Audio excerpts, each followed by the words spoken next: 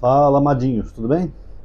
Pessoal, esse vídeo aqui vai ser um pouco repeteco, tá? Porque eu já falei disso quando eu estava falando sobre a Trindade. Mas como eu estou falando de Hebreus, e o outro vídeo teve poucas views, acho que foi 600 views apenas, e então a maioria não viu, né? Então não tem importância se eu fizer de novo, que agora as pessoas estão um pouco mais engajadas. E também quando eu fiz o outro vídeo eu não tinha esse microfonezinho aqui de lapela. Agora então o áudio talvez fique melhor, com uma qualidade melhor, talvez as pessoas vejam mais.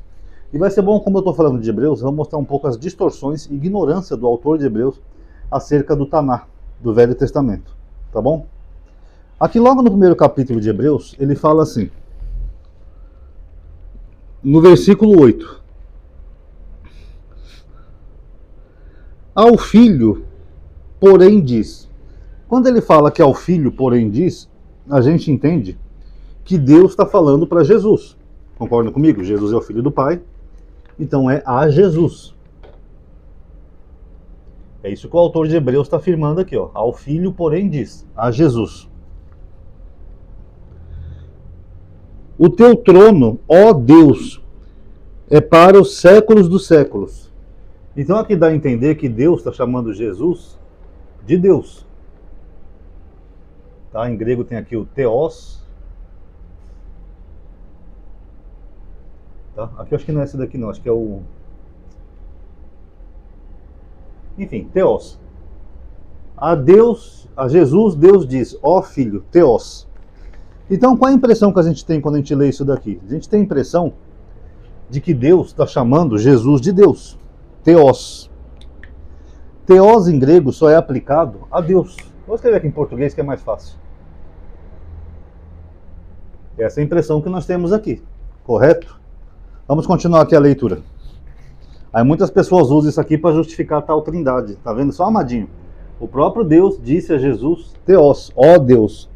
Só que aqui no capítulo 2, pessoal, no versículo 7, o autor de Hebreus fala assim, ó. Fizeste-o, Jesus, um pouco menor que os anjos. No versículo 7. Então eu pergunto, Deus, ele é menor que os anjos? Deixa eu até colocar aqui um comparativo aqui para vocês verem, ó. Ele está falando do mesmo Jesus, que seria menor, tá? Que os anjos.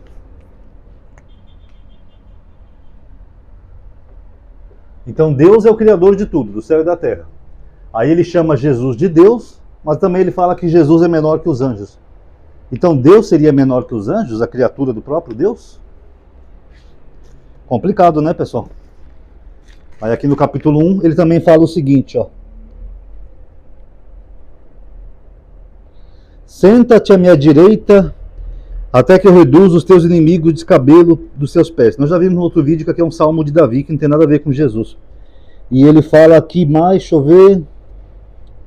Ele fala que ele ungiu Jesus. Agora, quando que Jesus foi ungido, né? Essa também é uma outra questão. Enfim. Então aqui o autor de Hebreus fala que Deus está chamando Jesus de Deus, dando a entender que Jesus seria divino. Mas na verdade ele está se apoiando em Salmos. Toda essa comecinha aqui de Hebreus é baseada em Salmos. E o salmo que ele está falando ali, pessoal, é o Salmo 45. Tá? Vamos ver aqui o que diz o Salmo 45. Vamos começar lendo o Salmo aqui, ó.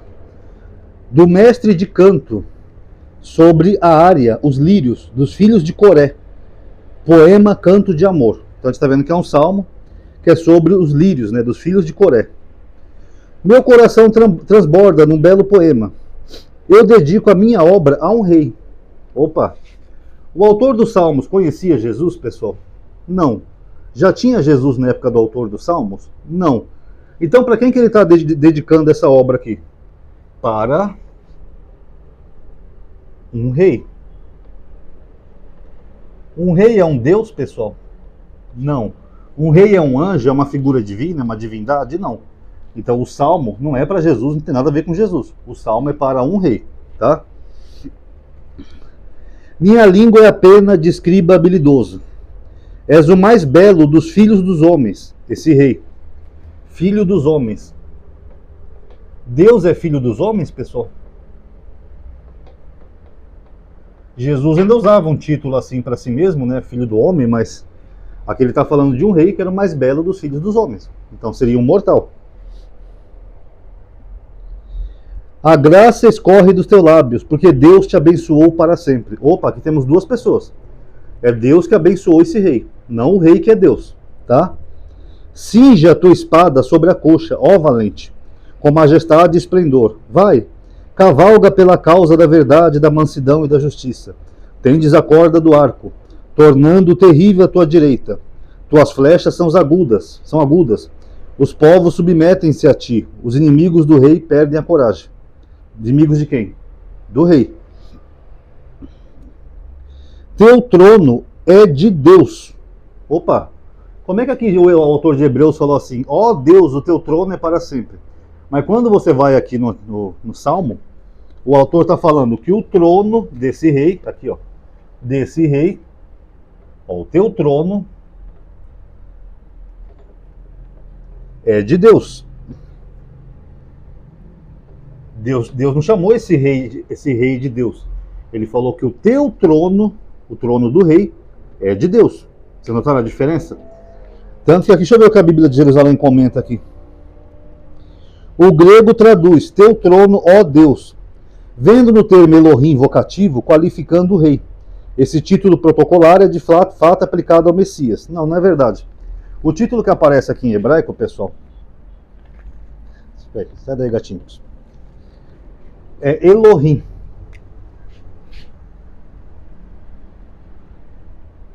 Elohim. Elohim, pessoal, é aplicado tanto a Deus quanto a pessoas. Vou colocar o Vav aqui, vai melhor. Elohim.